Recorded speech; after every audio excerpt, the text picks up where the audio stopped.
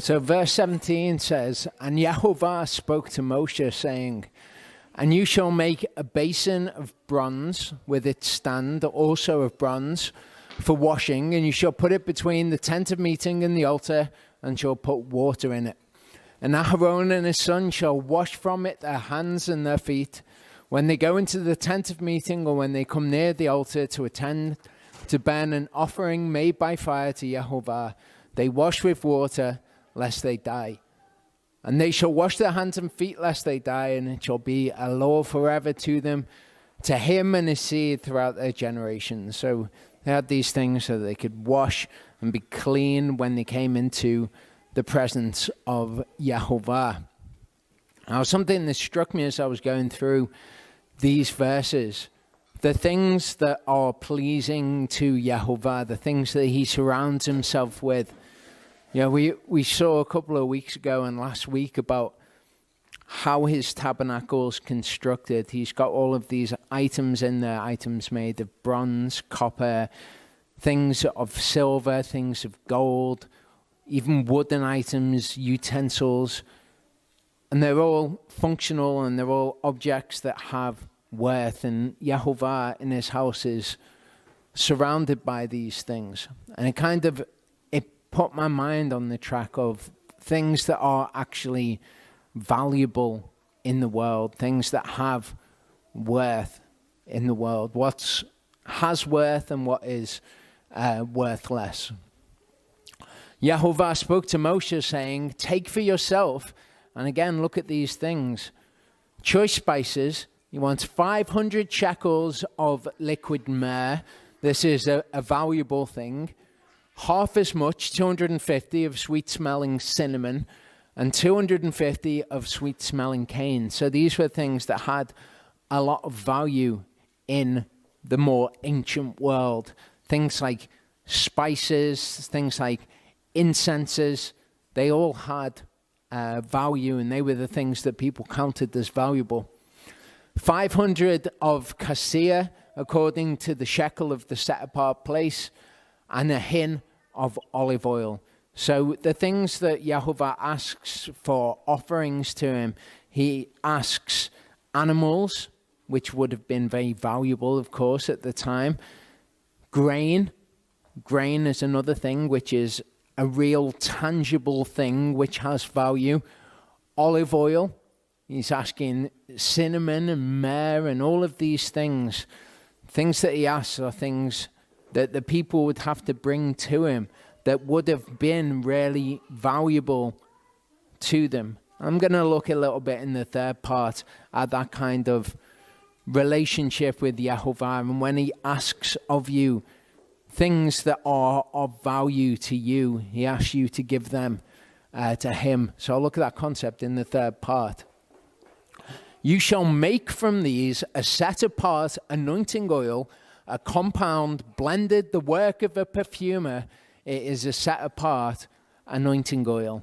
Okay, because it brings to mind the fact that the things that we value in the world as it is at the moment are not these things which are of value, or we don't value them as much. Yehovah values things like oil and wine, grain, as I say, all of these incenses. Things of value are made from them also by people with a degree of expertise, the work of a perfumer, these people who can do something with these raw materials which are of themselves of value and then make something beautiful from them. And we've kind of lost the connection somewhat to those things. Proverbs 21 verse 20 says, "Desirable treasure and oil are in the dwelling of the wise, but a foolish man swallows it up." And there's a couple of different ways that you can understand that. It works on a few different levels. When Yeshua speaks in his parables of things which are valuable, he's contrasting them with the word and with the kingdom of Elohim. So we hear of him saying that the wise virgins have oil in their lamps. They have this thing which is of value. You can also read it how perhaps many of the people who are reading these writings of Solomon would have read it as in things that are of value. You will find them in the dwellings of the wise. The foolish man, though, swallows it all up. You know, he's eaten all of the oil and he's spent all of the treasure. But the wise holds on to it. We also see through the Proverbs that the people who end up with these valuable things are the wise also. Now, to explain a concept to you that will be useful to understand, or key to understanding what I'm going to talk about, I'm going to simplify some things in our world as it is into very, very basic ideas. If you were to simplify all of the goods that you could buy, all of the services that anyone could offer, anything in the economy that can be bought into 4 apples, okay? That's all of the goods and services, everything that can be bought are those 4 apples. And then you were to simplify all of the money that was in circulation in all of its various forms, and you were to put those in monopoly dollars, okay, and that's what represented all of the money. Then in a very simple way of understanding things, 1 apple, 1/4 of all of those things would be worth 1/4 of all of the stuff that there is out there to buy things. Now, it's a lot more complicated than that, but by understanding it in such simple terms, we can understand some more complicated ideas. So if you wanted to buy one of those apples, supply and demand, let's say everybody with money wants to buy apples, what one of those apples would cost because of their scarcity is $2. There's only 4 apples, so you need to use 1/4 of the money to buy one of them. So an apple would be worth 2 monopoly dollars in our example here. If we were to split the money supply up, okay, and we've got the private sector, which is you and I, okay, that's people, private companies, whatever it might be, and then you've got the public sector, which you can think of as the state, okay, or the government, people who build the roads, all of those things which are in public control. And let's say half of the money is in the private sector and half of the money is in the control of the state, in the control of the government. But you've got these 4 apples. We would end up that half of the apples would be in the private sector and half of the apples would be in the public sector. But what would happen if the government wanted to buy another apple?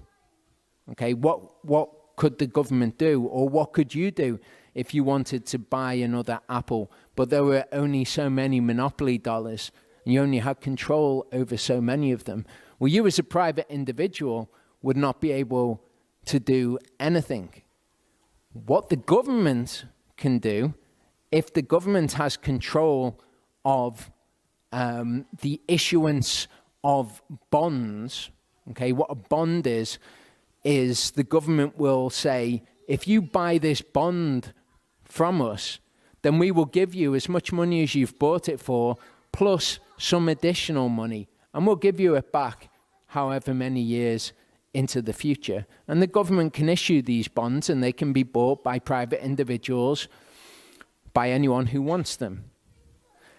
If you have an organization which has the ability to create money, like the Bank of England or the Federal Reserve, then what the government can do is it can issue bonds, and then that private organization can print the money and buy those bonds. So the government can create that money, if you like. It can draw that money into its coffers, but that money never existed in the first place. And surprisingly, that's actually a very simplistic way of looking at how things can be done at the moment. Now, this is a promissory note. Okay, promissory note says this bill entitles the bearer to receive 20 Spanish mil dollars or the value thereof in gold or silver. And that's what a promissory note was up until earlier in the 20th century. Okay, at that point, the promissory notes were able to be produced without being what we would call backed by something of value. So this would enable you to get a certain amount of gold or silver. And this would provide, or would prove to be a problem if a government wanted to do something like go to war, say, then they would need the money to go to war. They'd need to pay the soldiers wages, they need to pay all of their travel costs and everything that's involved in going to war, and that would be an incredibly expensive thing. So if you had to pay for it with either gold, silver, or promissory notes that were backed by gold and silver, you wouldn't be able to do that, and it was kind of a hedge on people going to war in the past, because you'd need the treasury to provide all of the gold and silver that was required to pay for a war. What happened in Britain in 1931 and in America in 1933 is the promissory notes that we use were decoupled from what was called the gold standard. So they were no longer backed by gold. So every time you wanted to give someone a note, you didn't have to have the gold to back it up, because gold is scarce. Gold doesn't exist in huge amounts.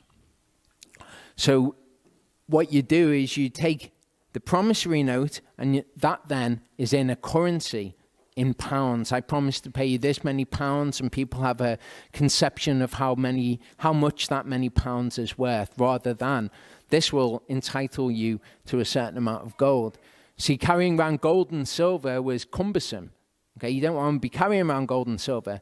What you want is a bank where your gold or silver is kept in a vault, and you just give somebody a note, and that note can then be redeemed for gold and silver.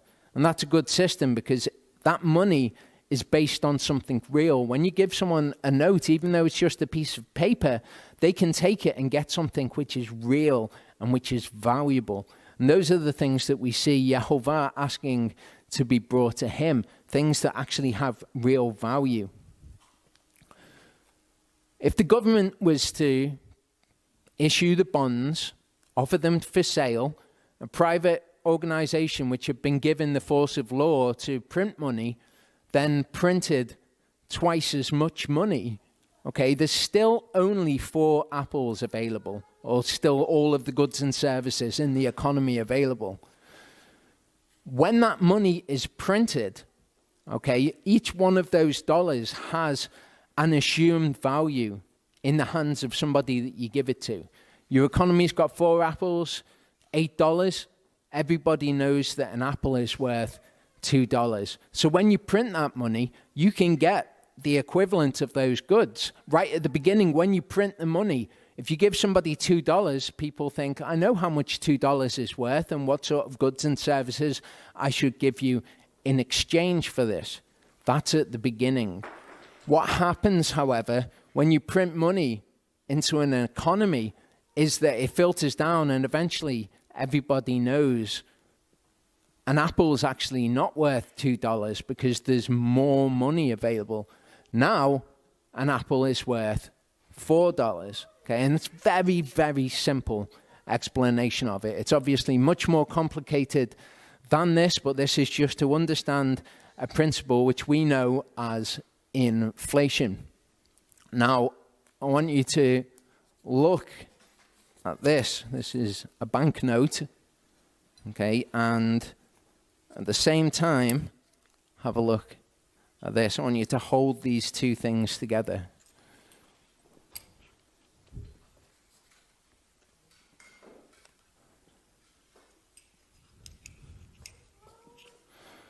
Okay, you can see written at the top of the note, it's a promissory note.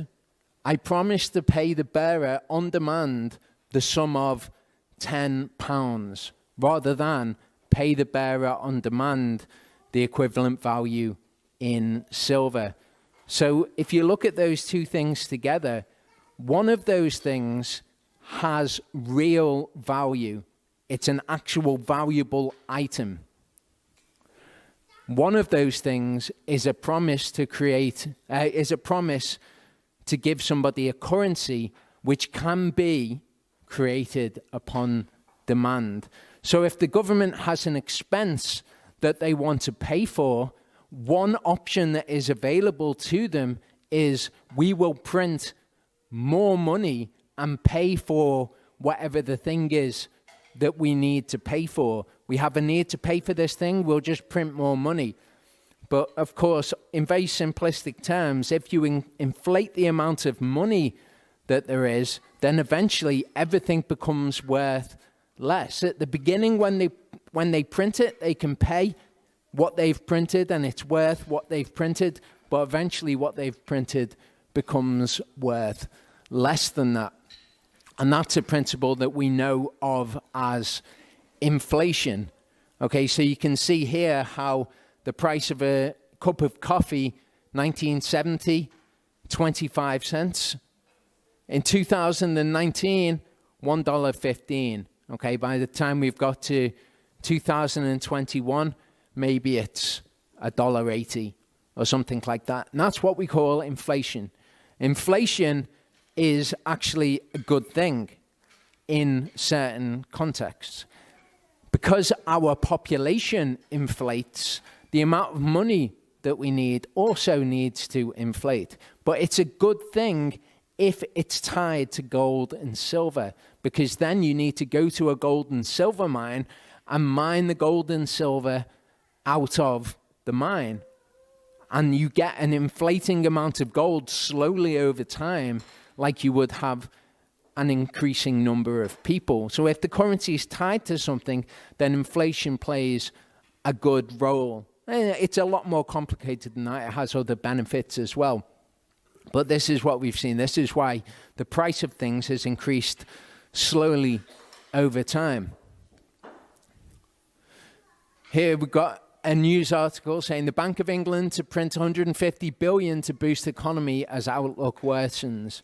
So all of this money that the government has given to people recently, okay, it's not just gold that they had in the vaults. They didn't say, go and get the gold, we'll sell it all and give it to the people. That's not what they did. Okay, it's done through the issuance of government bonds and other financial instruments. Then the central bank of the country prints the money, gives it to the government, and then all of that money goes into all the circulating money, and it erodes the value of everything else. As I say, that's a very simplistic way of looking at it. If you listen to the people who are expert in the financial system, they would tell you a different story. They'd say, or maybe it's a little bit different because of this, but the general principle is correct. Okay, I'm not trying to give you all of the detail of the financial system. That's not my point. In America, okay, this is USA Today. The US is printing money to help save the economy from COVID-19 crisis, but some wonder how far it can go. Okay, where does the stimulus come from? Latest stimulus money was $2 trillion. Okay, and that was just printed and dropped into people's laps. And as I say, when you give it to people, it's worth $2 trillion in today's currency. But that's not how it remains. And these things are complicated, as I say. You've got a deflationary model at the same time. People say, well, you can get hyperinflation, you can get deflation if you print all of this money and give it to people, and then most people put it in their savings accounts or buy things of real value with it or buy cars with it. Then actually what you're doing is you're creating deflation and things will be worth more eventually. And it's a lot more complicated, but the general principle is correct, okay? Because not everybody's going to take that money and take it out of the economy.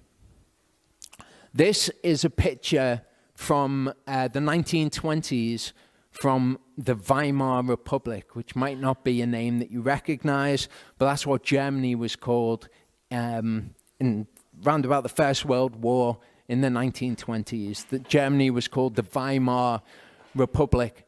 And this is a crucible full of cash. What are they going to do with the cash? They're going to burn it all because it's worthless. Germany was on the paper mark at the time. Okay, when they were in the First World War, what Germany did to pay for the war, the problem that I was talking about before, you need the money to come from somewhere. If your currency is backed by gold, then you need a whole ton of gold to go to war. Whereas France introduced their first income tax to pay for the war, what Germany did is they decoupled their paper mark from the gold standard, and they started to print money. And what they were going to do is they figured, well, we're going to win this war, so afterward the Allies will have to pay reparations to us, and we'll pay for the war with the reparations that are paid to us. Problem is, they lost that war. So they were the ones who had to pay reparations. So they've paid for this entire war with money that they printed, and now they have to pay reparations to all the other allies, the allied forces. What did they do? Well, the law said that they could only pay for it in gold or in foreign currency. So what they did is they bought gold and foreign currency with money that they printed. As I say, when you print money, it's worth what that money is worth at the time, and you can buy whatever you can buy with that money at the time, but eventually it filters into the economy, and you get the money being watered down to the point where it is worthless.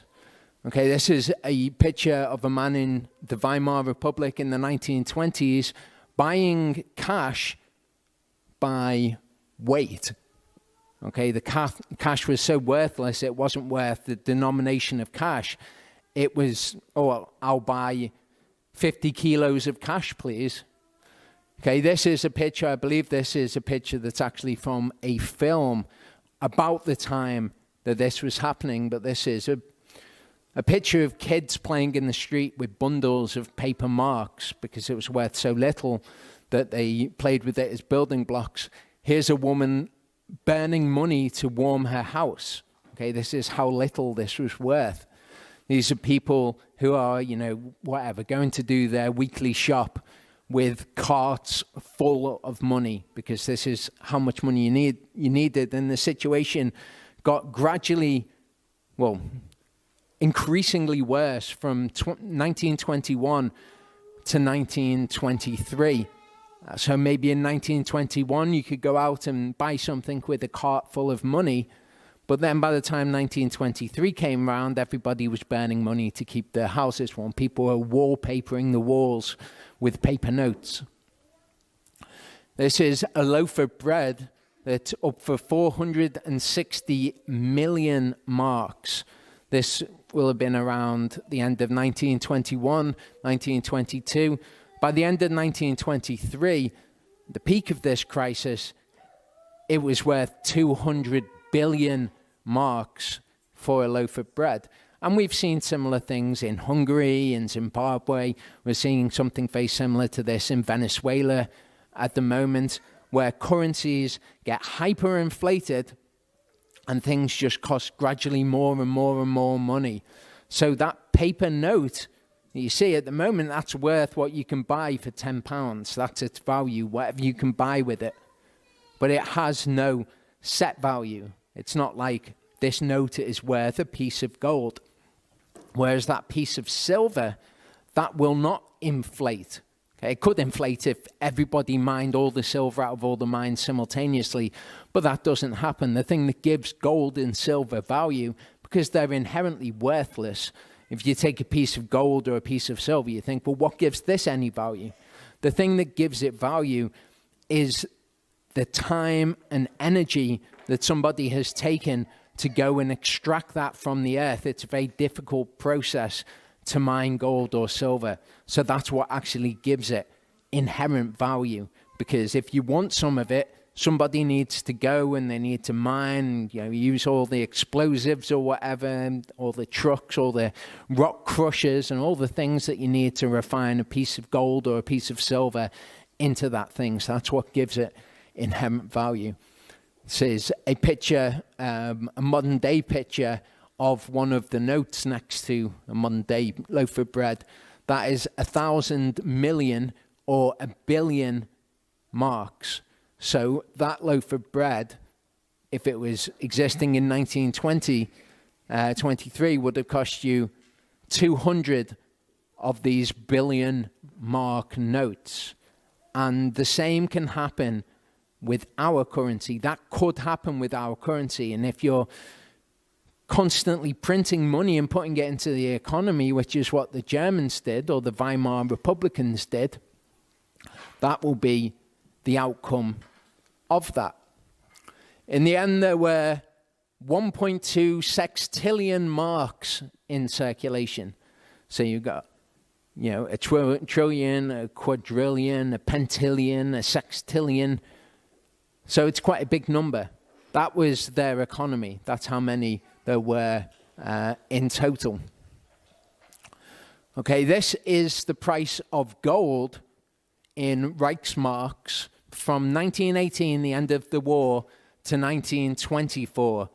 Okay, a piece of gold, you could buy one there for 1 mark. 1 mark for 1 gold mark that's backed by gold. But obviously, as the currency inflated, then you've got more currency. You've only got a certain number of pieces of gold. You need more currency to buy those pieces of gold. And the place where you end up at on the 30th of November, 1923, is 1 trillion. Okay, so if you want to buy a piece of gold that would have cost you 1 mark 5 years ago, or £1 5 years ago, think of it in those terms, it ends up costing you £1 trillion in the end. So this is the danger of a currency which is not based on anything, which the government can issue bonds which are then bought by a private entity. This is where it could end up. Obviously, people in control of the financial system are not unaware of this. And if you spoke to them, they would tell you something, oh, it's okay, we're going to do it in measured ways, or, we understand that this might end up like this and we're not going to do that, whatever. The point is, the currency debases over time. It becomes worth less over time, and that's without the printing of money. What we saw after the financial crisis in 2008, what we're seeing now with COVID-19, is something that they call quantitative easing. That's what they call it. Quantitative, you get a big quantity of money to ease the situation, basically. So we're going to print a ton of money, and we're going to use this printed money to pay for things, because when we print it, it's worth something. And we're going to pay for the things that we need to pay for. Okay, we're not going to war. We're dealing with people who need to buy their shopping or whatever. But this is what printing money leads to. Now, interestingly, okay, what they did, how they at first attempted to deal with this was a mark which was based on mortgage bonds backed by rye. Okay, so rye is something which is worth something. So it doesn't matter what you back your currency with, as long as it's worth something. You can redeem it for a certain amount of rye, or you can redeem it for a certain amount of silver, or of gold, or of olive oil, or of timber, or whatever you want it to be backed on. So they attempted this. That was rejected for whatever reason. It's not worth going into. What they ended up with was the Rentenmark. Okay, the Rentenmark, they swapped, I believe it was 1 trillion paper marks for a Rentenmark. So for every £1 trillion you'd got, you can imagine if the government said, what we're going to do is we're going to give you £1 for every £1 trillion that you've got, one of these new pounds. So this is what Germany ended up doing. This is the US monetary M1 supply. M1 is a term which is used in the kind of the financial world, and it means basically the money that's in circulation and the money that's in people's current accounts, or checking accounts as people call it in the US. What you see here, February 2020, March 2020, the printing of money went up. And you'll see this graph be bandied about, and people will say, look, the M1 money supply went up by 40%. And then you'll hear people on the other side saying, well, actually, no, it didn't. If you understand what the money supplies are, you've got M0, which is all the currency in circulation, M1, which is all the currency plus your current accounts money that you hold in a form which is immediately accessible. Then you've got M2, which is all of M1 money plus people's savings accounts and money that's a bit harder to get at. Then you got M3, which is, all of these other monetary instruments included in it. And people will say, well, actually what they did is people with money and savings took their money out of M2 and put it into M1, and that's why you get this raise in M1. And you think, oh, okay, so it wasn't actually inflated because of printing of money. And if you don't understand these things, and I certainly don't understand these things to any depth, just kind of on a very surface level, then you can find yourself being battered back and forth by people on either side who sound like they know what they're talking about. But if we can just hold on to those economic principles that we see in the Bible, that wealth is what is something which is worth something, oil or desirable treasure or whatever it will be, then we don't need to engage with any of this. And, if you look at the M2 and M3 supplies over that amount of time, they increased. So was that the printing of money? You could have arguments on both sides for that. We do know, though, that money is being printed. 150 billion in Britain, 2 trillion in just the latest stimulus in America. There used to be a time when saving your money was the wise thing to do. Well, what should I do with my money? Put it in a savings account and, save it for a rainy day. Don't go out, don't live beyond your means, and save your money, and that's the wise thing to do. If you save your money now, it's a little bit different from that, because if you take the money out of the economy and you save it, then what you're doing is you're having a deflationary effect on the rest of the money. You're making all the rest of the money worth more because there's less in circulation. So if while you're doing that, somebody else is printing money, you're just making the money that they print worth more money, and they're making the money that you're saving worth less money.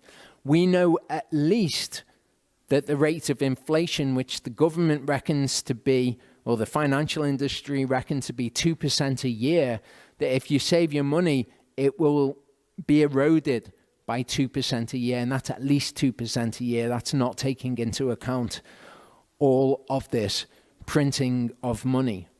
So what should we do? Okay, should we save paper notes that aren't worth anything? No, what we need to do is we need to take paper notes that are, when I say they're not worth anything, they're worth whatever anyone will give you for it at any given time. You take those things and you exchange them for things of real value. Things like that silver coin, because they don't get eroded by inflation. Their value, when rated in British pounds, will go up. It doesn't mean that they're worth any more intrinsically. It just means that the pound is worth less. So you have to give people more of them ultimately. But we can store value, so to speak, in silver or in gold or in anything which is worth something. We see the things in the tabernacle, things like oil, things like wine. So food, grain, all of these sorts of things, they're actually worth something. But in our modern culture, we've become completely disconnected from that. And you might think, wow, I've got loads of money in my bank account now. If I'd have had this much money in my bank account in 1970, I'd have been able to retire and live on an island somewhere. But the money supply is increasing. Here is gold priced in Venezuelan bolivars, okay, from just 2018. And this goes to August 2018. It went from here, 1 bolivar, to 211 million bolivars to buy a piece of gold. Again, it doesn't mean, oh, I'm rich, I've got 211 million bolivars just from keeping this piece of gold. No, it just means that the bolivar is worth less. It's currently 3.2 billion bolivars to buy a piece of gold. Okay, so you can see how these things that have real value retain their value over time. But interestingly, the Venezuelan stock market, if you're somebody who owns stocks, Venezuelan stock market is at the top.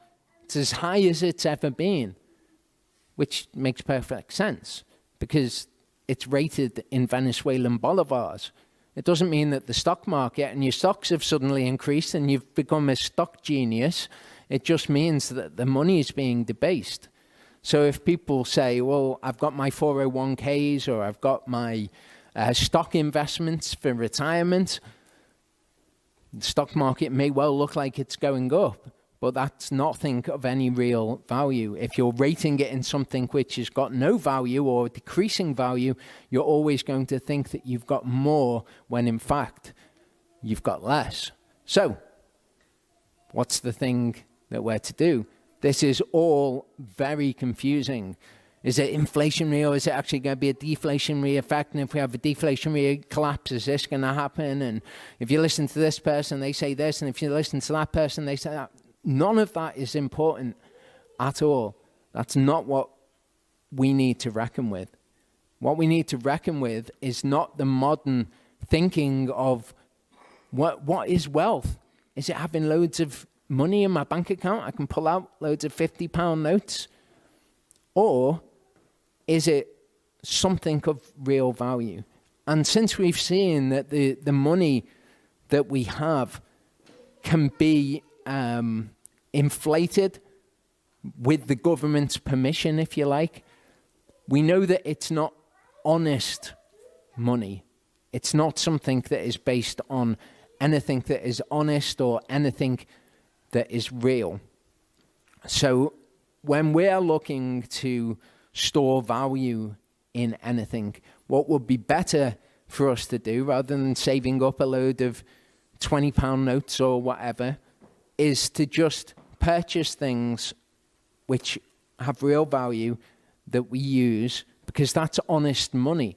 Okay, and it's not partaking in that system of dishonest money, which is like, whoa, I can buy this for this today, but then if somebody gives me permission to print a load of these things, I can buy loads of those things, and then everyone's money's worth less, ultimately. Okay, so what I would say to anyone who has any level of savings, as I mentioned before, an ounce of silver is about $30. Most people can come up with $30, or that you're putting money away. Do it in things that are worth money. If you're a tradesman like James, maybe you'd want to buy things that are valuable for your business. Maybe you buy a load of screws or a load of timber or something like that. But things that are actually worth money, tools, whatever it is. I love tools. I love actual things that are useful. And a large part of it is this, because they're actually valuable. They're actually worth something, and they're actually useful in the world. I would rather have these things than a pocket full of paper. Now, this is a guy called John Maynard Keynes. You might have heard of Keynesian economics, Austrian economics. Well, this is Keynes. This quote is attributed to him. I don't know if he actually said it. Markets can remain irrational longer than you can remain solvent. And what that basically means is, if you look at the fact that money's inflating and they're putting more money into the economy, and you say, I know what I'm going to do. I'm going to go out and I'm going to buy a ton of silver.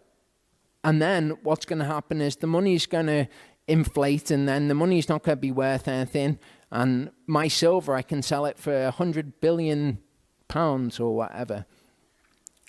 What he's saying is, listen, the markets, they don't make sense. And if you're relying on them making sense and you're trying to plan out this financial move and you're trying to think, well, I'm going to make money off doing this in the future, the markets can remain irrational way longer than you can remain sovereign. And this is a good thing to remember, because with the inflation of currency, an idea that comes along with it is what you should do is you should take out loads of debt.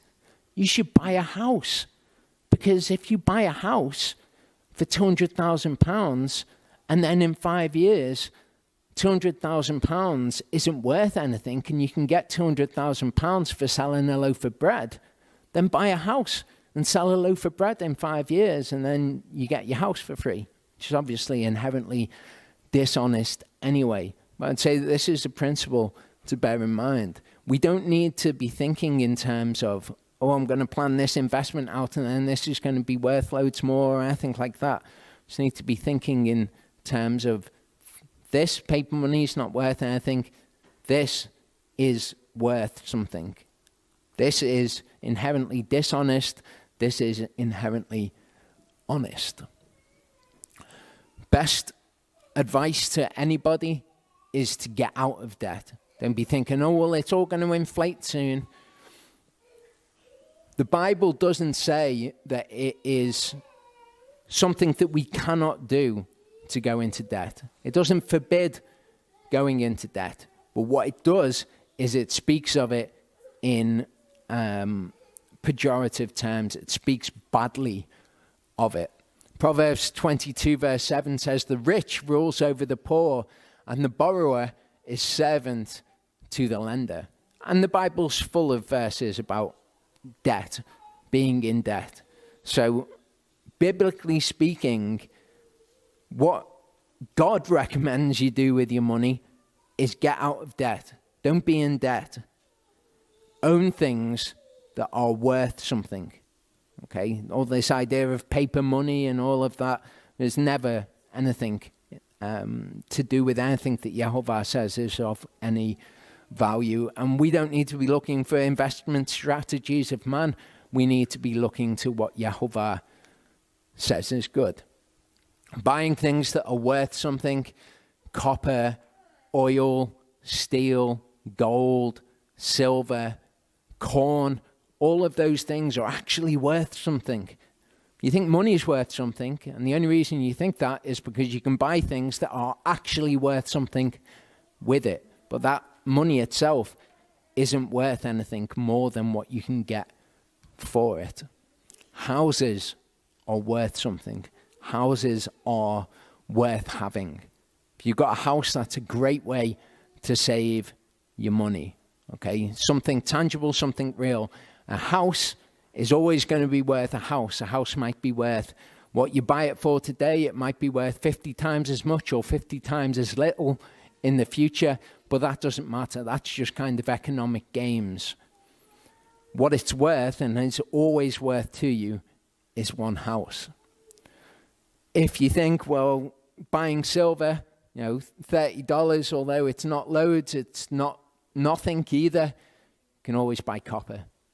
Anything which is worth something, buy grain, buy whatever it is, but have it in the form of something which is worth something. I'm not sure how much an ounce of copper is at the moment, but it's a very small amount. I'd say it's probably about £1 or something along those lines. The other thing that you can get which is worth something, Charlie, would you mind?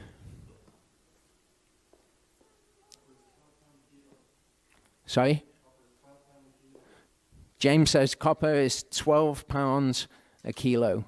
So that would be about $16 a kilo or something like that. Okay, you will see this image in, if you read an article about Bitcoin or something like that, you will see this image, and this thing that you'll be able to see, that's not actually worth anything. That's not a Bitcoin. That's worth about £3. I bought it because it was worth something to me. It was something that was desirable to me. Okay, but you'll see this picture and you might think, wait there, Bitcoin. I always see these pictures of coins, but isn't it something that you do on a computer?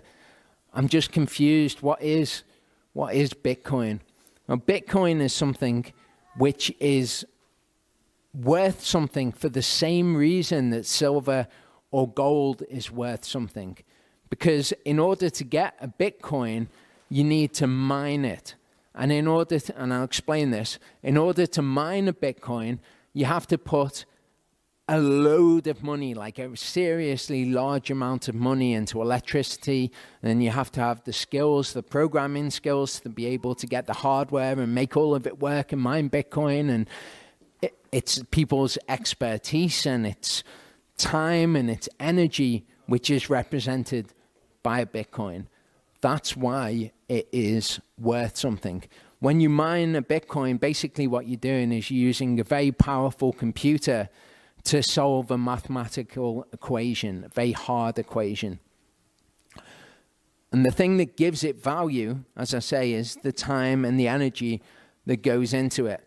No matter how powerful computers get, the Bitcoin network, which decides the dispensing of these Bitcoins every 10 minutes, will adjust in terms of its difficulty. So people will say, well, what if you get a quantum computer? Not understanding what a quantum computer is, but anyway, couldn't that mine Bitcoin? Well, if you put a quantum computer on the Bitcoin network and it could mine Bitcoin, then all you're going to do is push the difficulty right up. So you're still always going to have the giving out of the same amount of Bitcoins every 10 minutes. And what has happened is at first when Bitcoin was mined, 50 Bitcoins were given out to the mining pool that solved the equation. Okay, they had the computer that solved the equation. You've basically got all these different pools of people and computer resources competing to solve these equations. And when they solve them, whichever one does, gets an allocation of Bitcoin. And it started at 50 and then it halved to 12.5 to 25. Then 3.5 to 4 years later, that halved to 12.5. As the price of Bitcoin has gone up, the amount of Bitcoin that you get for putting all that time and energy and skill into mining it has halved. So what Bitcoin did, the amazing thing about it, is it solved what was called in digital currency the double spend problem. Because you think if you've got a currency and it's on a computer, why can't you copy it? Why can't you send it to pay one transaction and then pay another transaction? And without going into details about it, what Bitcoin did, this was a known problem in the computing world at the time, but Bitcoin enabled this problem to be solved.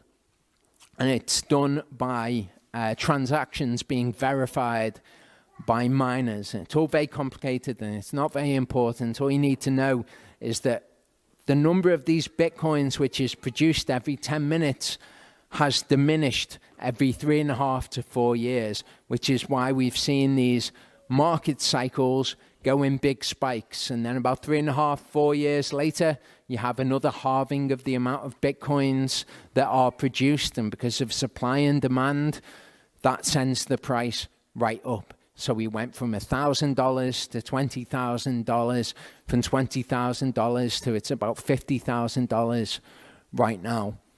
And you don't need to own an entire Bitcoin. You think, wow, $50,000, there's no way I'm buying a Bitcoin. Bitcoin is divisible by up to 8 decimal places. So 0.701 Bitcoin would be worth today about 0.05 cents. Okay, so a very small amount of money. So people can get Bitcoin. It's not divisible by 1. It's divisible by a large number. It has inherent value, and it's something that you can buy on your computer and you can store for yourself. Now, I'll pass this around. Sorry, Charlie. Okay. You think, well, okay, Bitcoin, doesn't that just mean that I can only have it on my computer? Well, that's not actually the way that it works. You can print off, or you can create something which is called a paper wallet. And what a paper wallet is a real physical thing that you can transfer the Bitcoin to. Okay, so that disk of metal that I'm passing around there, that is just something that I had engraved with the information from a paper wallet on it. You've got a shorter number, or letters and numbers on one side, longer letters and numbers on the other. The shorter one is the public key, which people would need to send Bitcoin to you. The longer one is the private key, which you would need to extract the Bitcoin from it. So that's not the code of a Bitcoin, that's the code of a wallet. So you can send Bitcoin to that coin, in essence, to that piece of metal. And that piece of metal could have £5 on it, or it could have 50 billion pounds on it. That coin is not worth one Bitcoin. That coin is worth as much Bitcoin as you have sent to it. So it could be worth, $20 million, or it could be worth $1, just determined by how much you want to send there. So you can actually hold the Bitcoin yourself, not in somebody else's, what they call custodianship. You can have it yourself, and you can put that somewhere safe, and anytime you can just enter that code and redeem what is stored at that address on the what's called the blockchain. What a blockchain is essentially a ledger of all the transactions that have happened. So Bitcoin is honest money, because you can't print more Bitcoin, you can't just create more Bitcoin. You've got to go through all the time and expense of actually creating it and mining that Bitcoin. It's something that with money, we don't know the transactions that happen with money. Maybe your credit card company would know what you do with your credit card. But with Bitcoin, we have a ledger of every transaction which has ever happened. So we know who sent what money to whom. And if we think of them printing money, that could never happen. If we think of the issuance of bonds that are then just bought for paper money, that could never happen. It's been suggested, I know that Citibank are talking about things like this at the moment, that Bitcoin could be what backs bonds, so that every bond is on the ledger, it's on the blockchain. So you've got an immutable, a non-changeable record of every transaction that's happened. So you can't just have the issuance of bond after bond after bond, because it's backed by Bitcoin, which is a real thing. There will only ever be 21 million Bitcoin ever mined. So it's incredibly scarce. If you think about 21 million divided amongst the population of the world, okay, that is incredibly scarce. And at the moment, there's about 18.6 million. By the end of Bitcoin being mined, there will only ever be 21 million Bitcoin. That will be at some point in the next 100 years, okay? So it's worth something. It's something which is scarce and is being produced less and less. So it's inherently deflational. So if you're looking for a possibility of a place where you could put money in something which is real and which is tangible, which is immutable, which is honest, unlike gold and silver, which can be produced with more mining, Bitcoin is about as honest a money as you can get. So you hear all sorts of things about Bitcoin by people who really don't understand it, haven't got the first idea about what they're talking about. But Bitcoin is honest money. So if you want something real, Bitcoin would certainly be a possibility. And those are the reasons why it's worth something. For the people who are online, this is what I just passed around. You create a paper wallet, which is just an address. You can send Bitcoin to these addresses. I just had a piece of metal engraved with the address and the private address which you would need to retrieve the Bitcoin from it. So that's what I just passed around. In Ecclesiastes 11:4-6, Solomon gives us what I think is an incredibly important financial principle. He says, "He who watches the wind does not sow. He who looks at the cloud does not reap. As you do not know what is the way of the wind, or how the bones grow in the womb of her who is with child, so you do not know the works of Elohim, who makes all and governs all. Sow your seed in the morning, and until evening do not let your hand rest, since you do not know which prosper, this or that, or whether both alike are good." So I'm not trying to tell people, go out and buy Bitcoin, or go out and buy gold, it's going to go up loads in value, or silver's going to go up loads in value, or go and buy steel because people need steel to buy. No, none of that. Okay, you don't know which thing will succeed, which won't succeed. I'm not saying go out and buy a house, or don't go out and buy a house, or whatever. I'm just saying these things are real and they have value, and they're the things that we should value too, because they have value to Yehovah. Yehovah spoke to Moshe, saying, "See, I have called by name Bezalel, son of Uri, son of Cher, of the tribe of Yehudah." This is what we'll finish with, what he says about the building of his tabernacle. It says, "I have filled him with the spirit of Elohim in wisdom and understanding and in knowledge and in all work." So these things also are valuable to Yehovah, to have people who can make things with these things of value. To make designs for work in gold and in silver and in bronze, and in cutting stones for setting, and in carving wood, and to work in all work.